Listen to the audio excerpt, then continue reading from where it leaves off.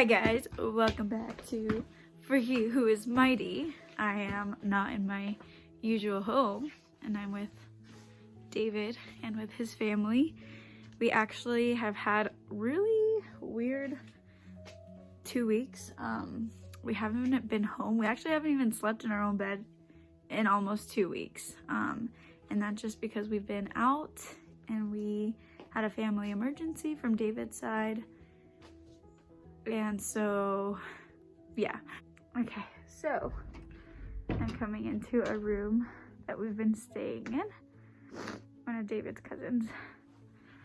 So I've been really careful because we've been traveling for like 2 weeks straight, kind of. We haven't been home. I've been wearing double mask.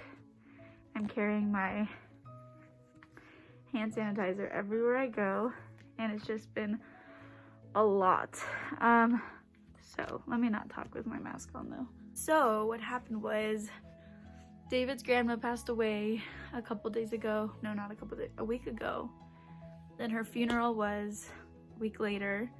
So we traveled before she passed away. We came to where she was living and with the rest of David's family.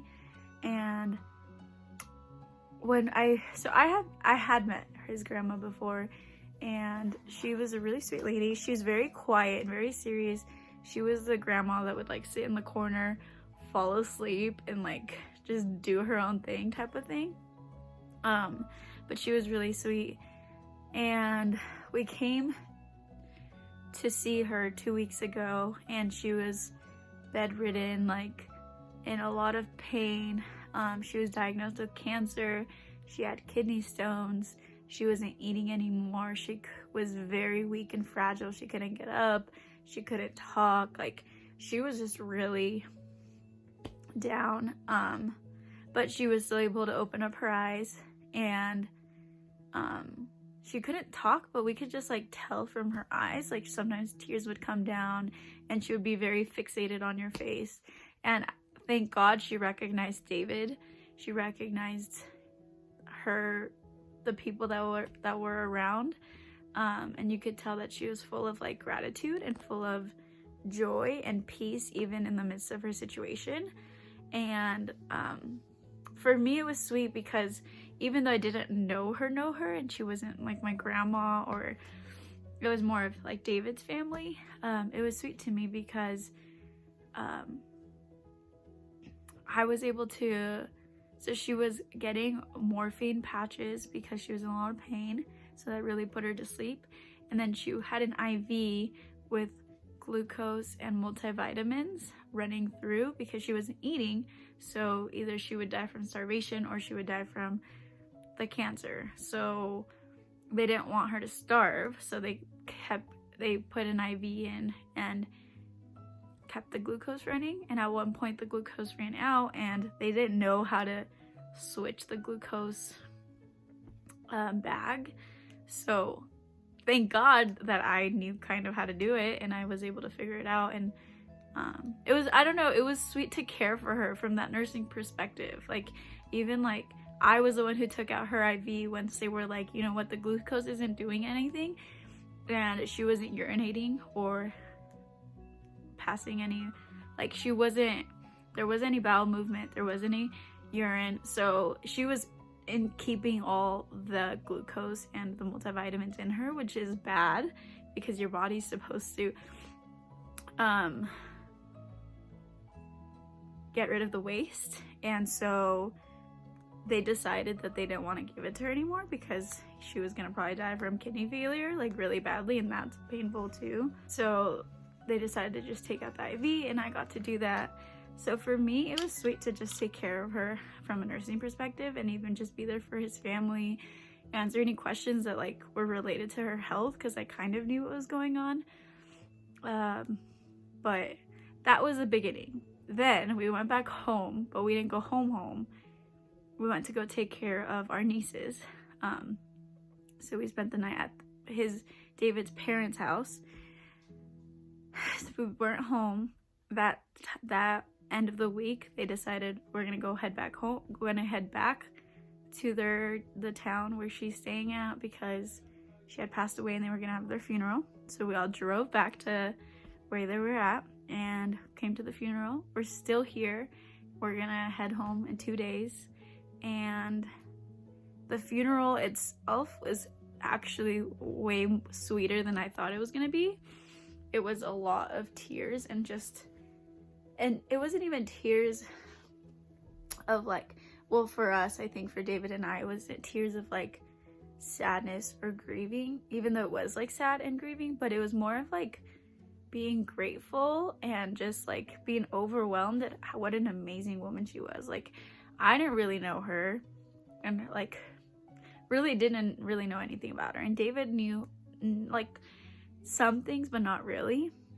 But because she lived so far, we didn't really know much about her. David didn't really know much about her, but people went up during the funeral and shared stories about her and just how she loved the Lord with her whole being, and how like she was such an example of living for the Lord, and like her whole purpose was so clear that it was set on Jesus. And you can see her fruit, all the seeds that she's planted.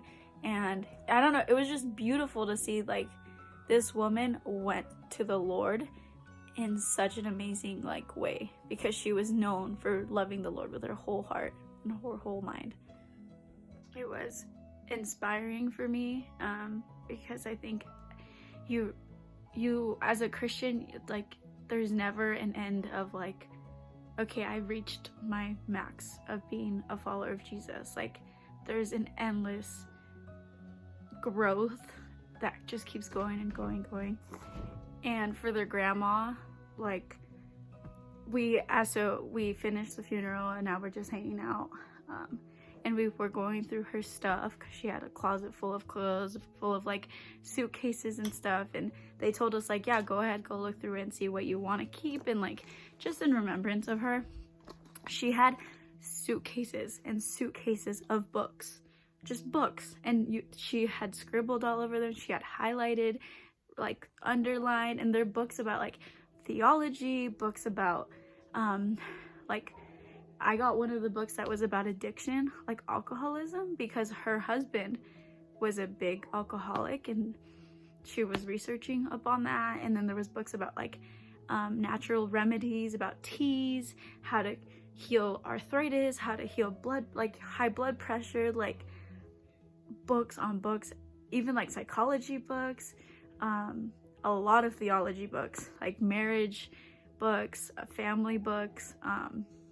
These were all in Spanish, but it was just like, this woman loved to read, loved taking notes on them, loved learning, and it was just so inspiring. Like this woman, his grandma was so inspiring, and I pray that when I reach my end age and when it's my time to go home, like I go home glorifying God, because this woman legit like breathed, lived, tasted Jesus till the very end of her life, and it was really inspiring and really cool. And I don't know, it's been really hard these past 2 weeks, and I'm just gonna ask for prayer here, whoever is watching this, like keep David's family in your prayers.